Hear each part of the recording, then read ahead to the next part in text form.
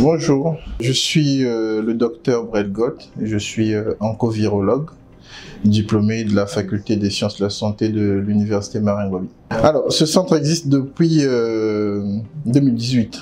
Alors, il s'agit du laboratoire Trios qui est un produit de la fondation Trios et nous œuvrons dans tout ce qui est dans le domaine des analyses biomédicales. Il s'agit déjà d'accompagner notre ministère de tutelle, le ministère de la Santé, au travers du programme national de lutte contre le sida. Et récemment, nous avons célébré en décembre dernier la journée mondiale de lutte contre le sida et il est donc devant la loi que nous, en tant que fondation partenaire du programme national de lutte contre le sida, que nous avons boitant le pas pour aider aussi, puisque vous savez, dans ce domaine, plus nous avons des statistiques, c'est-à-dire des informations sur les taux de dépistage, ça permet au niveau national de bien équilibrer les politiques de prise en charge de cette pathologie. Donc c'est dans ce sens que nous avons organisé en tant que Fondation Trios cette campagne de dépistage du VIH afin d'apporter encore plus de données statistiques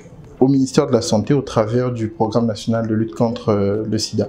Le VIH, il s'agit du virus de l'immunodéficience humaine, qui est un virus qui cause donc une immunodépression au niveau de l'organisme, c'est-à-dire que c'est un virus qui empêche à l'organisme de se défendre normalement pour lutter contre les micro-organismes. Donc c'est un virus qui va créer une immunodépression, comme je disais tantôt.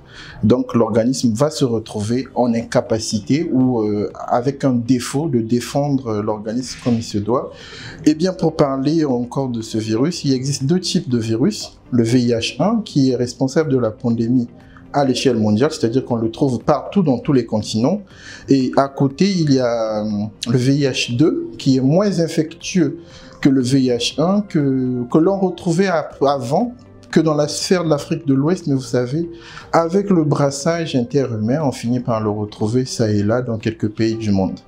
Au niveau de la symptomatologie de ces virus, il faut dire que le virus n'a pas de signes, parce que c'est la maladie qui va avoir des symptômes. Le virus en lui-même, une fois que l'organisme est infecté, tout dépend de l'organisme, parce que nous n'avons pas les mêmes systèmes immunitaires. Il y a ce qu'on va appeler les progresseurs lents, les contrôleurs de virus, c'est-à-dire des gens qui sont capables, une fois infectés, ils sont capables de gérer le virus plusieurs années sans manifester ni présenter aucun symptôme en lien avec ce virus-là. Et de l'autre côté, on a, pour citer quelques signes, parce que très souvent on n'aime pas citer les signes, vous savez, à la citer, dès qu'une personne, si on se met à citer les signes pour dire par exemple qu'il y a la fièvre, il y a des éruptions cutanées, il y a la diarrhée et autres, dès que quelqu'un se retrouve à présenter ces signes, on a même peur d'aller à l'hôpital parce qu'on se dit, est-ce que ce n'est pas ça? Donc, il n'y a pas de signes proprement parlé, puisque ça peut varier d'un patient à un autre, bien qu'il existe quelques signes qui vont être communs pour ces patients infectés, mais je n'aimerais pas trop entrer dans ce côté-là parce que ça fait un peu peur à la population. Si une personne présente ces signes-là, se dira peut-être que c'est ça et la personne aura peur d'aller se faire dépister puisque c'est le seul moyen d'ailleurs de savoir si oui ou non on est porteur du VIH. Il est important de se faire dépister parce que je disais tantôt que ça permet déjà de connaître au niveau national le pourcentage, sinon le nombre de patients séropositifs, parce que lorsqu'on est infecté par le virus, on est séropositif au VIH, et cela permet de mieux ajuster les politiques de prise en charge de ces patients.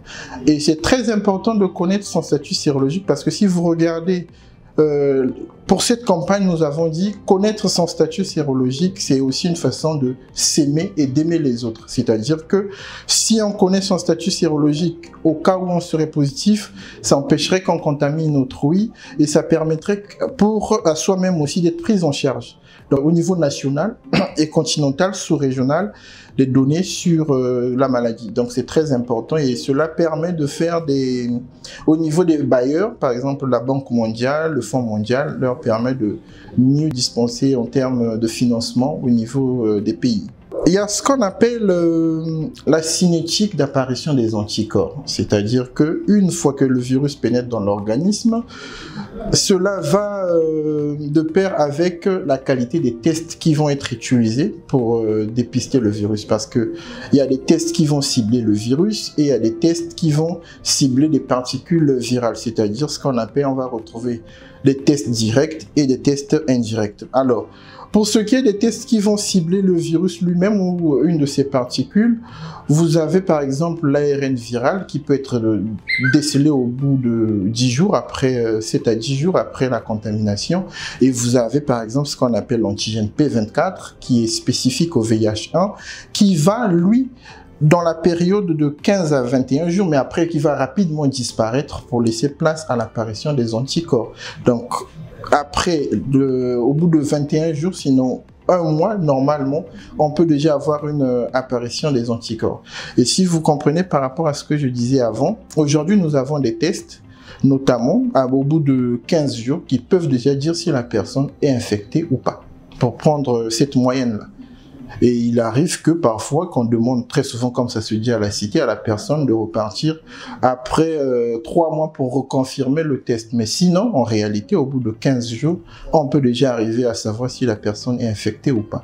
Le test du VIH négatif veut dire quoi? Tout à l'heure, je vous ai dit que lorsque c'est positif, on parlerait de séropositif pour le VIH. Et lorsque c'est négatif, ça veut dire qu'on est séronégatif. Alors, un test négatif, c'est déjà une bonne chose qu'on soit négatif.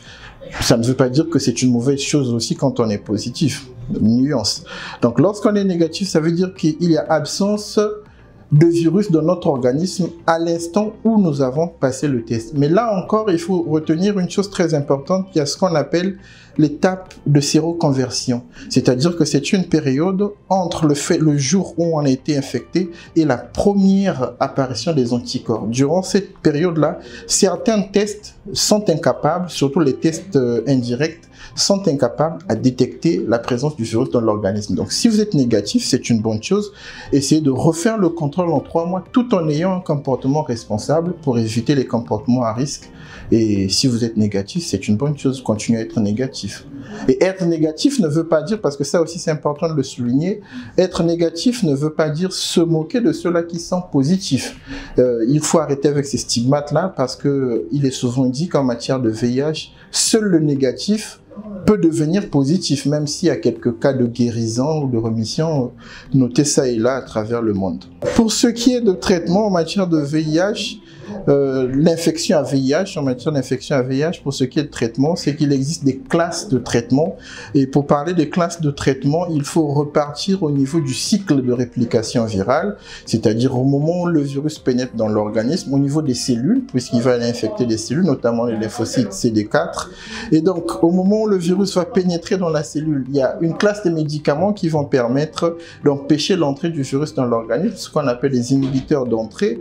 Vous avez de l'autre côté des médicaments, la classe qu'on appelle les inhibiteurs nucléosidiques ou non nucléosidiques de la transcriptase inverse, qui est une protéine qui utilise le virus pour changer son ARN, parce que c'est le VIH, c'est un virus à ARN, pour changer son ARN en ADN, parce que seul l'ADN est capable d'intégrer le génome de nos cellules, ce qui fait que là encore il y a une classe des antirétroviraux et on va se retrouver comme ça avec aussi les inhibiteurs de protéase, il y a les inhibiteurs d'intégrase et comme j'ai déjà cité les inhibiteurs de protéase. Donc il y a ce qu'on appelle des lignes thérapeutiques en termes de traitement. Il y a des traitements de première ligne qui vont associer généralement 2 inhibiteurs, ce qu'on appelle INTI, et un INTI, 2 INTI, donc non nucléosidique et nucléotique de l'autre côté.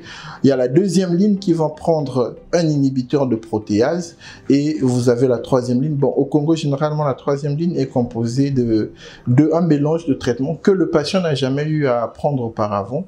Mais actuellement, puisqu'il faut le dire, c'est aussi assez important, nous avons une molécule qui est assez utilisée actuellement qu'on appelle le dolutegravir, qui est un inhibiteur d'intégrase qui a fait ses preuves Il n'y a pas encore de vraie résistance avérée contre cette molécule. Donc, le traitement, pour parler du traitement, il y a des classes de traitement. Et malheureusement, dans notre contexte, il n'y a pas un check-up ou bilan d'initiation de traitement comme ça se passe ailleurs. Et donc, c'est ça. Il y a plusieurs classes en fonction de la clinique du patient.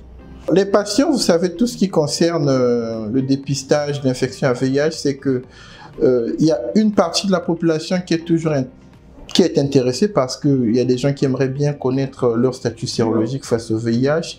Et ce qui est à féliciter, c'est que de plus en plus les gens prennent conscience de cette infection, donc l'infection à VIH, et s'intéressent au dépistage. Par jour, avant, au début, on avait 5 par exemple, et là, il y a certains jours, on arrive à 10 sérologies par jour. Donc, c'est quand même positif. Test confidentiel, oui, parce que le résultat du dépistage est déjà, le dépistage il est individuel, donc le résultat il est personnel. Le résultat n'est donné qu'à l'intéressé, il n'est jamais remis à une tierce personne. Donc, c'est l'intéressé qui prend le résultat, sous pli fermé.